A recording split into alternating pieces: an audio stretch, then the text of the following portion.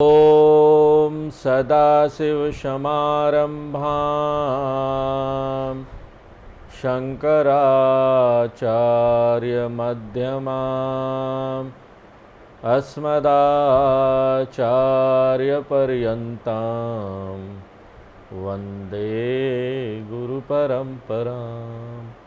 ॐ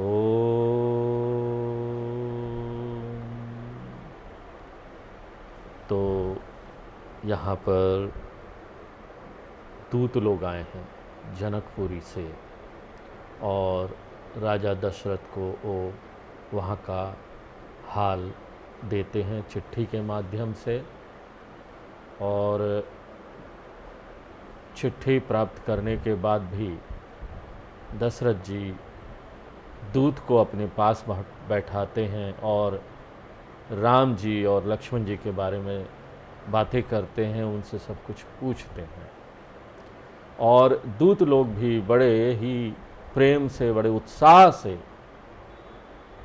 सारी बातें दशरथ जी को बताते हैं। उनको पता चलता है भाई राम जी का विवाह तय हो गया है सीता जी के साथ, ये तो बड़ी सुंदर बात है। और आगे और दूत लोग स्पष्ट वर्णन करते हैं। वे कहते हैं कि सीता जी के स्वयंवर के लिए एक से एक बड़े राजा लोग वहाँ इकट्ठा हुए थे। तो ये जो है ना रिप्ले है, वहाँ क्या हुआ, वो दूत आए हैं और आंखों देखा हाल राजा दशरथ को सुना रहे हैं। वो बोलते हैं देखो वहां पर स्वयंवर हुआ, क्या बात थी, कितनी अच्छी बात हुई वहां पर और किस तरह से हुआ, शॉर्ट में सुन लीजिए, संक्षेप में सुन लीजिए हमसे। हम लोग भी कहीं से आते हैं ना, कोई हमसे पूछते वहाँ क्या हुआ था, क्या नहीं हुआ था, तो हम लोग शॉर्ट में संक्षेप में बता देते हैं, सारी चीज़ें तो नहीं बताई जा सकती। तो दूत लोग आगे वर्णन करते हैं कि महाराज जनक की प्रतिज्ञा थी कि जो धनुष तोड़ देगा उसके साथ सीता जी का विवाह कर दिया जाएगा। और इतने बड़े बड़े वीर लोग, योद्धा लोग वहां धनुष उठाने के लिए आए, दूर दूर से आए, और वो धनुष को ना तिल भर भी खिसका नहीं पाए। अब सब हार के बैठ गए कि हमसे तो नहीं होगा। तीनों लोकों के मानो देवता, असुरों और मनुष्यों में जितने भी बड़े बड़े वीर थे वे सब धनुष यज्ञ में आए थे, लेकिन शंकर जी के धनुष ने उन सब की शक्ति को भंग कर दिया, अहंकार को तोड़ दिया। ये हमारे महाकाल बाबा ऐसे ही हैं, बहुत अहंकार करने वाला व्यक्ति है ना, हम सब कर लेंगे। ठीक है भैया, तुम्हारा अहंकार तोड़ने मुझे आता है। और ऐसा अहंकार तोड़ेंगे कि वो व्यक्ति कृतकृत्य हो जाएगा। अहंकार भंग हो तभी तो कृत्य कृत्य होता ना एक व्यक्ति अंदर से। तो वो सब धनुष के आगे शक्तिहीन हो गए, उनके पास कोई शक्ति नहीं रही। और उदाहरण देते हैं दूत लोग की, देखो बाणासुर जो इतना शक्तिशाली है कि मेरु पर्वत को भी उठाने की हिम्मत रखता था, भले ही कभी उठाया नहीं था उसने भी जब आकर धनुष देखा कि शंकर भगवान का धनुष, तो हृदय से ही हार मान लिए तो होगा नहीं। गयु करी फेरू,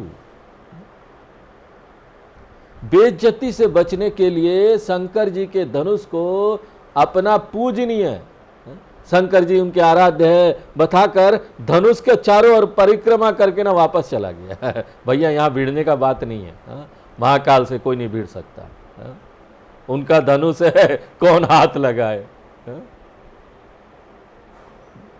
अरे जिसने खेल खेल में कैलाश पर्वत उठा लिया था वह रावण भी, देखो रावण भी वहां आया था।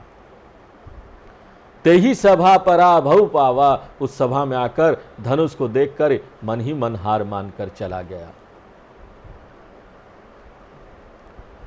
ताहा राम रघुवंश मणि सुनिय महामहिपाल। जनकपुर दूत कहते हैं कि हे महामहिपाल,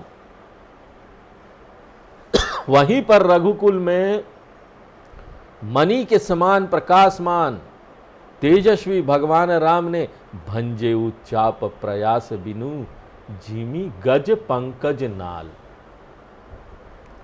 बिना किसी प्रयास के धनुष को ऐसे तोड़ डाला जैसे हाथी कमल की डंडी को तोड़ डाले।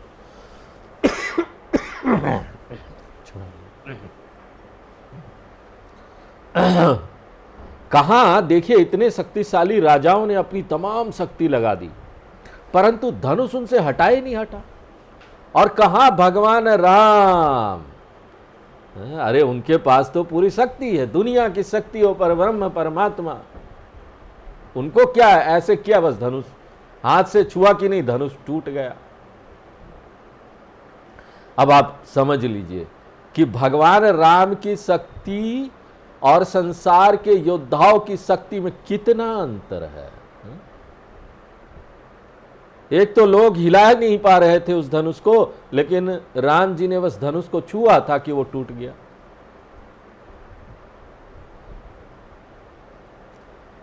अब दूत लोग आगे भी बताते हैं कि उसके बाद क्या हुआ कि परशुराम जी भी आ गए, बड़े क्रोध में थे, उन्होंने बड़ी आंखें दिखाई, डांटा फटकारा, बहुत गुस्सा किया। लेकिन जब उनको भगवान राम की शक्ति की समझ आई कि ये तो परब्रह्म परमात्मा है, ये कोई साधारण व्यक्ति नहीं है, भगवान राम का बल देखकर परशुराम जी आत्मसमर्पण कर देते हैं, अपना धनुष ही भगवान राम को दे दिया। परशुराम जी की शक्ति भगवान राम के सामने फीकी पड़ गई। परशुराम जी भगवान राम को बहुत विनती करते रहे, हाथ जोड़कर क्षमा मांगते हुए वन में तपस्या करने के लिए चले गए।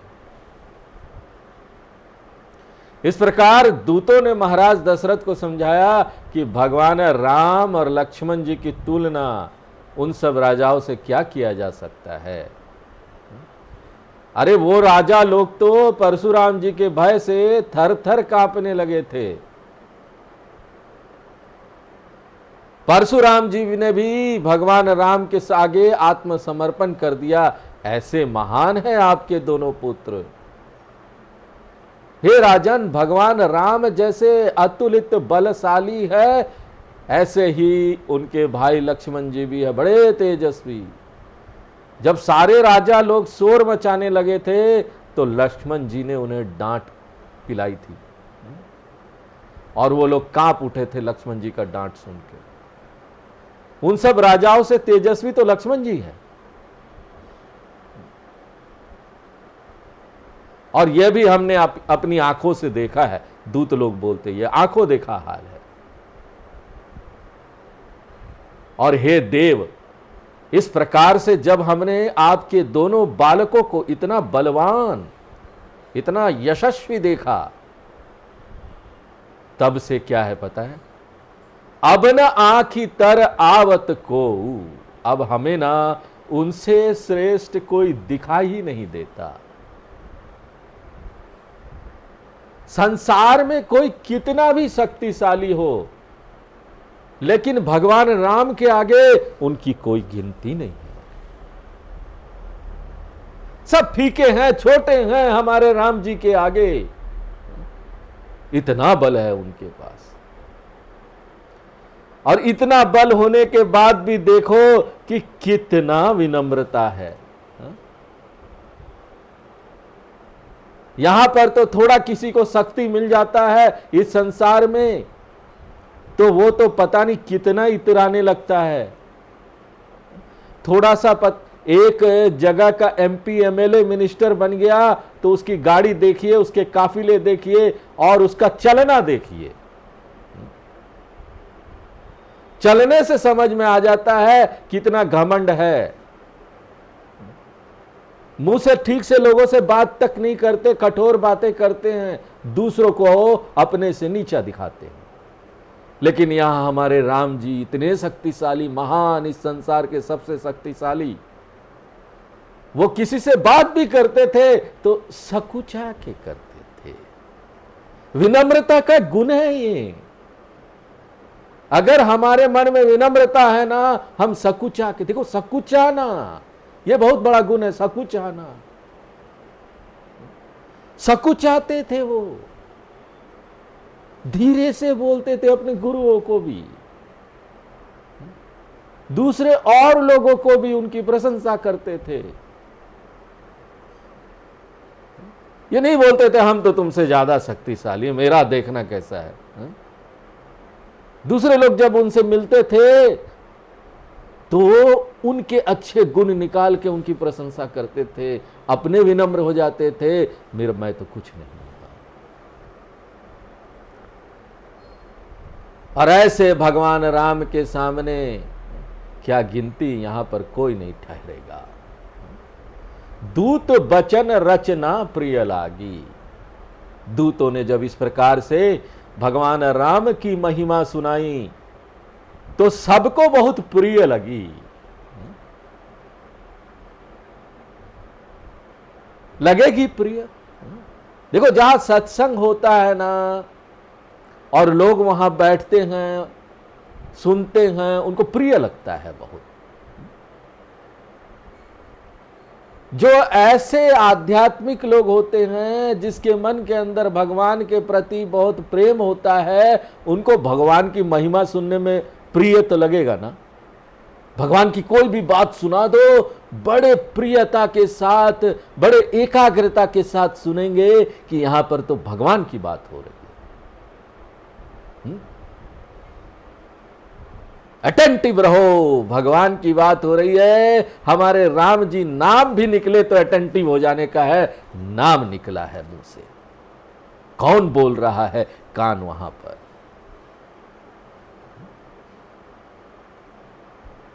ऐसे लोग भक्त होते हैं, प्रेम होता है उनके मन में भगवान के प्रति। क्या सुंदर बात है। और सुनाने वाला भी वैसे ही। दूत लोग आए थे, वो दूत की तरह लग ही नहीं रहे थे। राम जी की महिमा ने शायद उनकी ऐसी बड़ाई कर दी थी कि वो अब दूत नहीं रह गए थे। खाली महिमा, उनको देखकर, उनका व्यवहार देखकर इतना वो प्रेम भर गया था मन में कि उनकी महिमा का वर्णन बड़े प्रेम पूर्वक सुना रहे थे। उनके बल और प्रताप का वर्णन वो बड़े उत्साह पूर्वक कर रहे थे। ऐसे ही उत्साह होना चाहिए हमारे मन में जहां भगवान की बात आती है, जहां हम लोग भगवान की बात करते हैं। और सुनने वाला भी इतना प्रसन्न हो कि राम जी का नाम लो दूतो, ये लो, वो निछावर देने लगे कि जो चाहिए तुम ले लो यहां।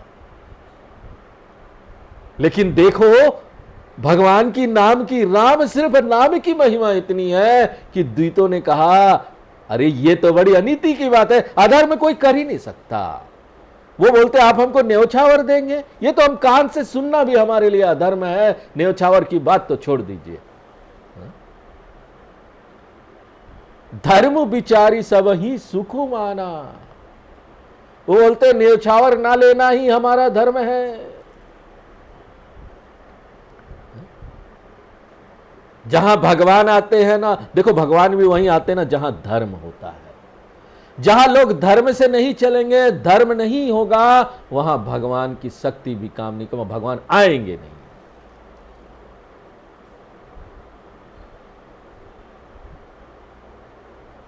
धर्मो रक्षति रक्षितः। जो धर्म की रक्षा करते हैं, धर्म उसकी रक्षा करता है। सभी लोगों को उनकी बात सुनकर बड़ी प्रसन्नता हुई। वाह क्या बात है। देखो ये धार्मिक परंपरा भी है यहां पर कि कन्या पक्ष वाले वर पक्ष वाले से कुछ नहीं लेते। उसके पीछे यह सिद्धांत है कि जहां दान दिया जाता है वहां से कुछ नहीं लिया जाता। और विवाह क्या है? कन्यादान है। कन्यादान कर दिया और दान किया हमने बहुत बड़ी चीज दान की है यहां पर।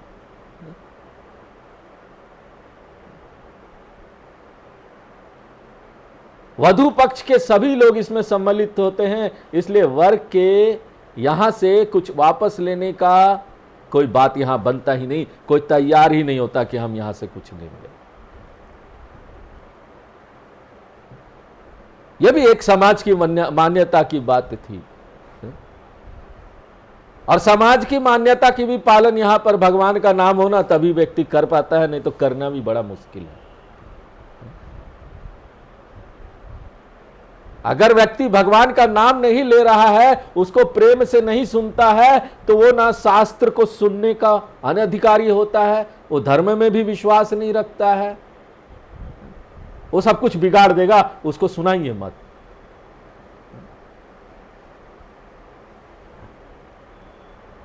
ये सारे जो धर्म हैं, उनके नियम हैं, यहां पर उनकी सब अच्छाइयों को हमको बनाए रखना चाहिए। ये हमको ही नहीं बनाएगी, पूरे समाज को भी बना देगी और हमको भी बना देगी। तब उठी भूप वशिष्ठ कहूं दीन ही पत्रिका जाए। उसके बाद महाराज दशरथ स्वयं उठकर वशिष्ठ जी के पास गए और जाकर वह पत्रिका वशिष्ठ जी के हाथ में रख दी, और फिर जनकपुरी के दूतों को बुलाया और उन्हें वशिष्ठ जी के सामने उपस्थित करके उनसे सब वृतांत कहलवाया। यहां पर देखो व्यवहार की मर्यादा है कि महाराज दशरथ अपने से बड़े गुरु के आगे अपने पुत्रों की प्रशंसा स्वयं नहीं करते। अपने लोगों की अपनी प्रशंसा ऐसा नहीं करना चाहिए, स्वयं अपने मुंह से नहीं करना चाहिए, अपने मुंह मियां मिट्ठू। उन्होंने पत्रिका गुरु को पकड़ा दी, लीजिए आप पढ़ लीजिए इसमें क्या लिखा है, और दूतों को बुलाया, दूत तुम भी बता दो कि वहां पर क्या तुमने देखा और सुना, और दूत से कथा सुनवाते हैं, वशिष्ठ जी को पता चल जाए। और जब यह समाचार वशिष्ठ जी ने सुना तो बहुत प्रसन्न हुए और उन्होंने कहा कि बहुत अच्छा। और फिर वे धर्म का सिद्धांत बताते हैं, और यह नियम दशरथ जी पर भी लागू होता है। नियम यह है कि जिन लोगों ने बहुत पुण्य किए हैं, वे पृथ्वी पर चाहे कहीं भी चले जाए, उनके लिए तो मही सुख छाई है,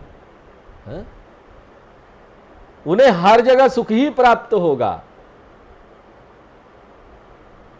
शास्त्र का कहना है कि सुख दुख बाहर के जगत में कहीं नहीं है। ये सुख दुख हमको जो भी मिलता है ना, अपने पाप पुण्य के फल स्वरूप हर व्यक्ति को सुख दुख का यहां अनुभव होता है।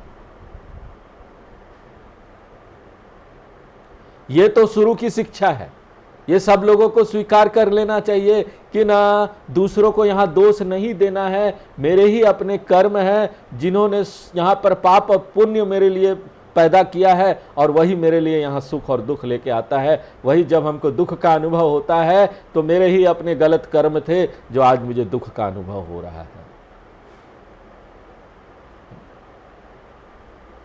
हम जब यहां पर परेशानी में पड़ते हैं, परिस्थिति अनुकूल नहीं प्रतिकूल हो जाती है, सारे दरवाजे सारे तरफ से बंद, चारों तरफ से बंद हो जाते हैं, तब यहां पर क्या रह जाता है?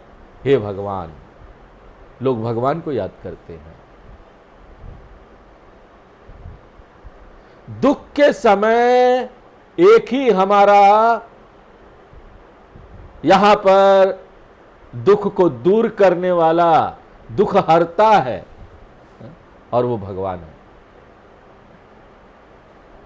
जब हम यहां भगवान की पूजा करते तो शास्त्र बोलते यही हमको पुण्य देता है, और यही पुण्य अब हमारे लिए सुख लेके आता है। इसलिए लोग बोलते ना, बड़ा दुख के समय जा रहे हो भगवान, दुख जाओ भगवान से मांगो, आपको सुख और दुख चाहिए ना, मांगो, उनसे जितना प्रेम होगा पुण्य मिलेगा आपको, और वो पुण्य आपको आपके दुख को दूर करेगा और सुख देगा। ये शास्त्र बोलते हैं, और ये लोगों ने करके देखा है और उनको पता है कि ये होता है।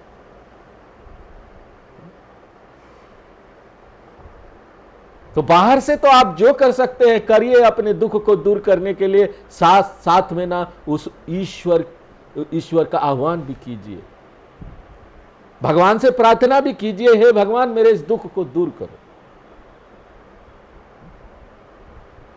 और शास्त्र की प्रारंभिक शिक्षा यही है, आध्यात्म की बातें, परमार्थ की बातें तो इसके बाद आएगी, कि तुम आत्मा हो, निर्गुण ब्रह्म, उसके बाद निर्गुण ब्रह्म की जो बात आएगी तो सगुण के बाद आएगी ना। हमको यहां पहले सगुण ईश्वर को अच्छी तरीके से उनसे प्रेम करना है,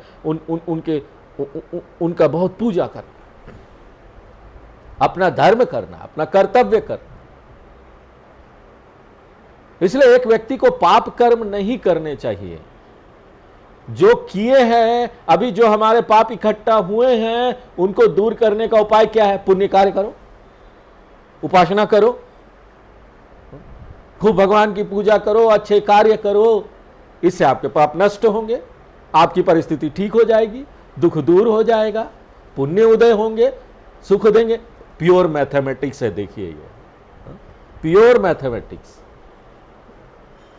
आपका 10 पाप है, आप ना 15 पुण्य कर दीजिए, पाप खत्म हो गया ना। ऊपर से 5 पुण्य भी आ गया। अच्छे काम कीजिए, भगवान की उपासना कीजिए, ज्यादा से ज्यादा कीजिए। कोई तकलीफ हो रही है तो जीवन में सब दूर हो जाएगा।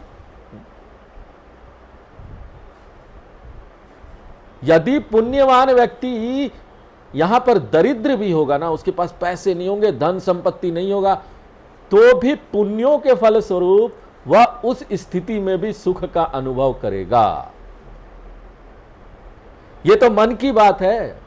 एक व्यक्ति जिसके पास कुछ नहीं है, फटा चिटा कपड़ा पहन के यहां पर रास्ते में बैठा हुआ है, कोई बैंक बैलेंस नहीं, कोई घर नहीं, वो भी देखो कितना हंस रहा, कितना खुश है। उसको कहीं से भी खाना मिल गया, कुछ मिल गया, बहुत प्रसन्न। तो धन संपत्ति से सुख नहीं आती, पुण्य से सुख आता। पुण्य, हम यहां धन संपत्ति इकट्ठा करने में लगे होते हैं कि चलो ज्यादा से ज्यादा और बैंक बैलेंस जमा हो जाए, ज्यादा से ज्यादा ये प्राप्त हो जाए, वो प्राप्त हो जाए, लोग इकट्ठे हो जाए। नहीं, सुख पुण्य में है। जितना पुण्य प्राप्त करोगे उतना सुख बढ़ेगा। बाहर की स्थिति कुछ भी हो, जिस प्रकार से यद्यपि समुद्र नदियों की जल की कामना नहीं करता, परंतु फिर भी नदियां स्वयं ही समुद्र की ओर बड़े वेग से जाती है ना, अपना सारा जल उसमें छोड़ देती है समुद्र में।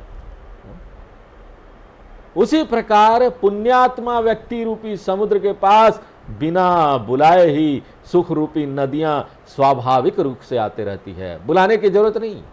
करो ना पुण्य, जितना कर सकते हो, खूब सेवा करो दूसरों की, अपेक्षा मत करो। अपेक्षा क्या करना, भगवान तो दे रहे पुण्य आपको, आपको तो मिल गया जो मिलना था। पुण्य दिखाई नहीं देता इसका मतलब है नहीं, ऐसा नहीं है। आपने अच्छे कार्य किए, आपको पुण्य मिल गया, भगवान ने देख लिया, तो दूसरा सामने वाला आपकी सेवा का फल दे रहा है कि नहीं दे रहा, इतना क्या सोचना। नहीं नहीं, वो काम नहीं किया तो हम क्यों करें। घर में होते 3-4 लोग, तो एक नहीं कर रहा है तो दूसरा भी नहीं करेगा। नहीं नहीं, उसको करना चाहिए था, झाड़ू पोछा उसका काम था, खाना बनाना मेरा काम था। अरे कोई करे ना करे, भगवान तो मुझे दे रहा ना, मैं करता हूं। लो, ये तो मुझे मिल गया, उसने मुझे कुछ दिया या नहीं दिया हो, इससे क्या फर्क पड़ता है। मैंने अपने भाइयों की सेवा की, भाइयों ने मुझे कुछ दिया नहीं दिया, क्या पता, सबको नौकरी लगा दी, बहुत अच्छी बात है। नहीं नहीं नहीं, बाद में मेरे कोई काम नहीं आया, देखो ना इतना सब मैंने किया लेकिन कोई मेरे काम नहीं आया। अरे क्या काम आया, क्या जरूरत है आपको उसकी। आपको पुण्य प्राप्त हो गया, आप हमेशा सुखी रहोगे, चिंता मत करो। और पुण्य जो है ना, वही संपत्ति है जो आपको प्राप्त हुआ। तो यहां पर जो है ना, धर्म की महिमा और उसका फल स्पष्ट रूप से यहां बताया गया है। तुम गुरु विप्र धेनु सुर सेवी। पुण्य किसमें है बताइए, क्या करना चाहिए जिससे पुण्य हो? गुरु की सेवा करो, विप्र की सेवा करो, जो ज्ञानी लोग हैं, महात्मा लोग, उनकी सेवा करो, गैया की सेवा करो, देवताओं की सेवा करो। देखो, गुरु की सेवा की बात यहां आती है ना, तो लोग फिर बोलते हैं गुरु जी आइए हम आपकी बड़ी सेवा करेंगे, आपका हाथ पांव दबाएंगे, आपको कोई काम नहीं करने देंगे, आप आराम से रहिएगा, आपको हम खाना भी खिलाएंगे अच्छे अच्छे बनाकर। ये गुरु की सेवा नहीं है। गुरु की सेवा वो है जो गुरु बोले उसको ध्यान से सुनो और वो करो, बस वही गुरु की सबसे बड़ी सेवा है।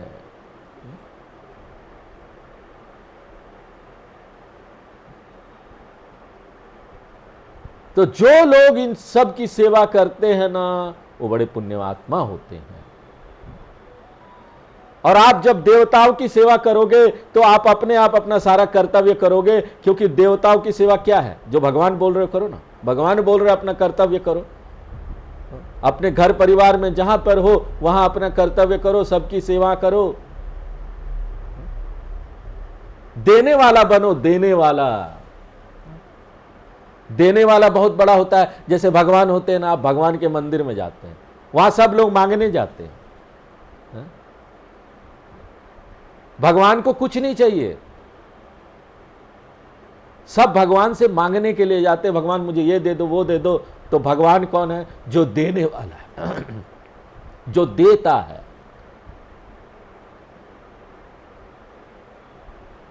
और भगवान कभी नहीं बोलते अरे हमने दिया था इसने मुझे कुछ नहीं दिया।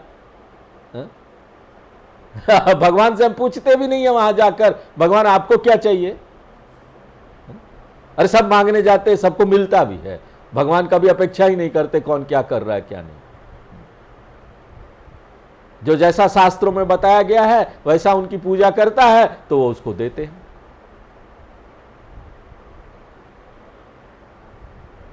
गुरु और विप्र जो हैं वो धर्म की शिक्षा देते हैं। आप उनकी सेवा कर रहे हो तो धर्म की सेवा कर रहे हो। गौ माता भी धर्म का प्रतीक है। देवता लोग भी ना पुण्य कार्य करने से ना बल देते हैं, हमको बल मिलता है।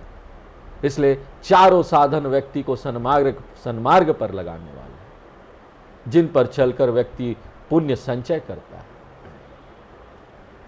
वशिष्ठ जी कहते हैं कि इसी प्रकार पवित्र कर्म करने वाली कौशल्या जी है। वशिष्ठ जी महाराज दशरथ से कहते हैं कि तुम्हारे समान पुण्यवान व्यक्ति न आज तक हुआ है, न इस समय है, और भविष्य में भी ऐसा पुण्यवान व्यक्ति कोई होने वाला नहीं है। क्यों? दशरथ जी के जैसा पुण्यवान कौन होगा? स्वयं भगवान उसके यहां पुत्र बनकर आ गए। परमात्मा आकर स्वयं भगवान राम के रूप में अवतार ले किसी के घर में, तो भला उससे ज्यादा पुण्यवान और कौन होगा?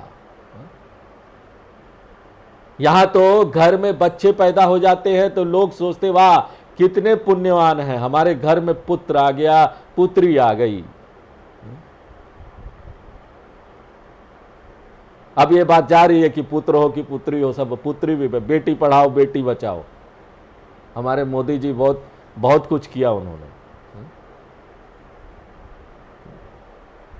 तो यहां पर पुत्र के साथ अब पुत्री भी जोड़ दीजिए। कितना खुश होते हैं लोग, मिठाइयां बांटते हैं, चारों तरफ पार्टी होती है। और यहां पर सोचो जिनके घर में स्वयं भगवान ही पुत्र बनकर आ जाएं, उनकी क्या बात है, वो कितने पुण्यवान होंगे। अगर आपके घर में एक योग्य तेजस्वी पुत्र आता है तो आप स्वयं पुण्यात्मा हैं। और यदि आपके पाप उदित हो जाए ना, तो आप सब लोगों ने भागवत कथा सुनी होगी, धुंधुकारी क्या करता है, धुंधुकारी जैसा पुत्र आ जाएगा। अब वशिष्ठ जी भगवान राम की विशेषताएं बताते हैं। बोलते हैं वीर विनीत धर्म व्रतधारी। भगवान राम वीर है, लेकिन वीरता का कोई अभिमान उनमें नहीं है, उनमें विनय है, विनम्रता है। वे धर्म की रक्षा करने वाले हैं और धर्म के मार्ग पर चलने वाले हैं। हे दशरथ जी, केवल भगवान राम ही नहीं, आपके तो चारों ही पुत्र इस प्रकार से श्रेष्ठ हैं। तो बताओ, तुम्हारे समान पुण्यात्मा कौन हो सकता है? तुम धर्म के मार्ग पर चलने वाले हो, इसलिए तुम्हारा सदा कल्याण ही है, कहीं दुख और क्लेश नहीं है।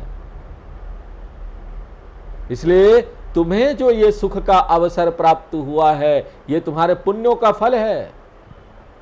वशिष्ठ जी आगे बोलते हैं कि अब बारात की तैयारी करो, धूमधाम से बाजे बजवाओ, और अब बारात लेकर हमको जनकपुरी चलना चाहिए। और वशिष्ठ जी ने यह भी कहा कि चलहु बेगी, शीघ्रता से चलो। और महाराज दशरथ ने भी गुरु के ऐसे वचन सुनकर सिर झुकाकर कह दिया, जैसी आपकी आज्ञा, हम वैसा ही करेंगे। वापस क्वेश्चन नहीं किया, इतना जल्दी जाने का क्या जरूरत है, तैयारी भी करना है? अरे तैयारी हो जाएगी, गुरु ने बोला है तो। गुरु ने बोला है तो हम उसको मानेंगे। महाराज दशरथ ने तब दूत वासुदेवाई अपने सेवकों से जनकपुरी से आए दूतों के ठहरने की व्यवस्था करने को कहा और अपने राजमहल की ओर चल दी। महाराज दशरथ वहां से चले, अपने भवन में पहुंचे। जनक जी ने जो पत्र भेजा था वह दशरथ जी ने पढ़कर सब रानियों को भी सुना दिया, और सब लोगों ने एक साथ समाचार को जान लिया। यह समाचार सुन के सारी रानियां बहुत प्रसन्न हुई। अपर कथा सब भूप बखानी। और उसके बाद रानियों ने धनुष यज्ञ इत्यादि के बारे में सब बातें पूछनी शुरू कर दी। तो दशरथ जी ने भी उनको सारी बातें सुना दी, और सब रानियां प्रेम से फूली नहीं समा रही थी। मन हु सिखी नी सुनी बारिद बानी।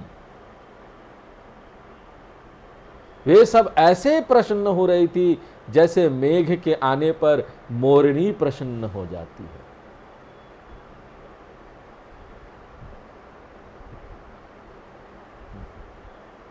अभी तक भगवान राम की कोई सूचना मिली नहीं थी, इसलिए जब उनको यह सूचना मिली तो सबका हृदय तृप्त था। महाराज दशरथ की वाणी मेघ गर्जना के समान हुई, जिससे भगवान राम के समाचार पाकर रानियों के हृदय में शीतलता छा गई। उनकी मन की चिंताएं, दुख सब दूर हो गए। भगवान की महिमा को सुनकर दुख और चिंता दूर होता है। ये सब साधु संत लोग, भागवत, रामचरितमानस से भगवान की महिमा ही तो है। ये जितना सुनेंगे दुख दूर होगा। अब वहां पर मुनियों की पत्नियां भी थी, उन सब ने भी ये समाचार सुने, और वे सब मुदित आशीष देही, वो आशीर्वाद देने लगी। सब माताएं प्रसन्न हो गई, और वहां पर आनंद बढ़ता जा रहा था। ले ही परस्पर अति प्रिय पाती।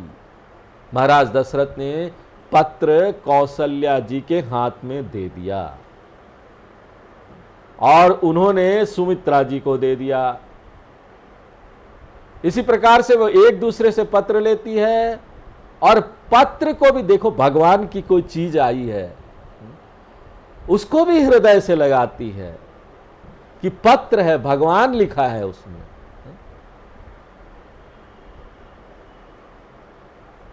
और जो महाराज थे, दशरथ थे, वो बार बार भगवान राम की यश कीर्ति की कथा सुनाए जा रहे थे।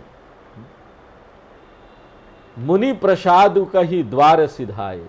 महाराज दशरथ भगवान राम की गौरव गाथा सुनाकर यह भी कह रहे हैं कि इतने राजा जिस धनुष को हिला नहीं पाए, उसे तोड़ने का कार्य भगवान राम ने विश्वामित्र मुनि की कृपा से ही किया।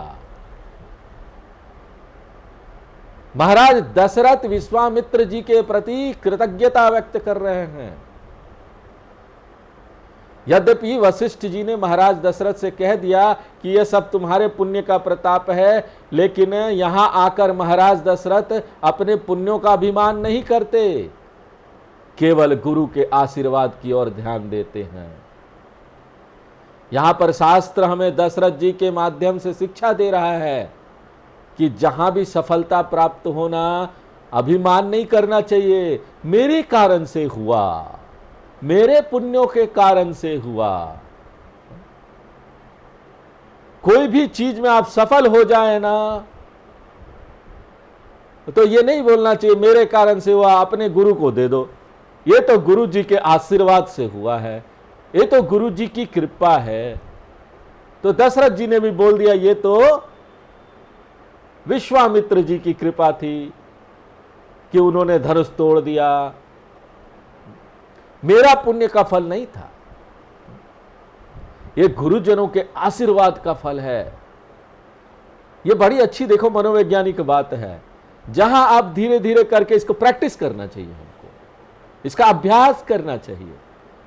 कुछ भी होना, अच्छा खाना भी मिले ना यहां पर, क्या अच्छा खाना मिला, जब गुरु का आशीर्वाद है, देखो गुरु का सब वहां पर ना दे दीजिए किसी को, गुरु को दे दीजिए, अपने इष्ट देव को दे दीजिए, किसी को दे दीजिए, वो कृपा मत रखिए अपने पास। प्रैक्टिस कीजिए अपने जीवन में, देखिए आपका जीवन ही बदल, इस एक चीज से पूरा जीवन बदल सकता है। छोटी चीज नहीं है।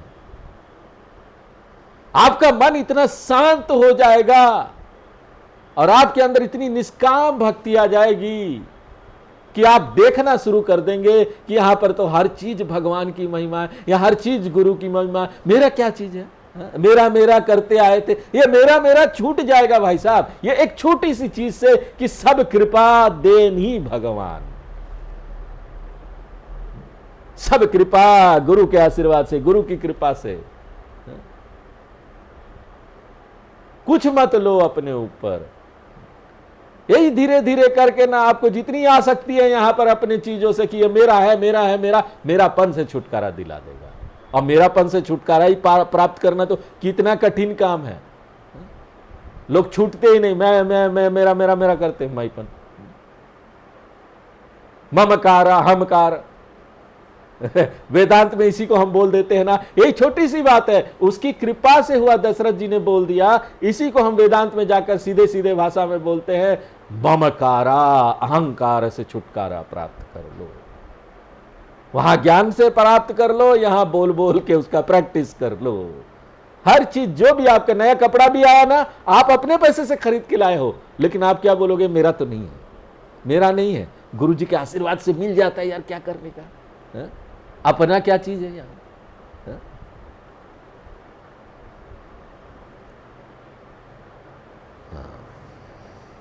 आज यहीं पर विराम देते हैं, फिर आगे हम लोग देखेंगे कि क्या आनंद है इसमें। पूर्णमदः पूर्णमिदं पूर्णात् पूर्णमुदच्यते पूर्णस्य पूर्णमादाय पूर्णमेवावशिष्यते। ओम शांति शांति शांति। हरि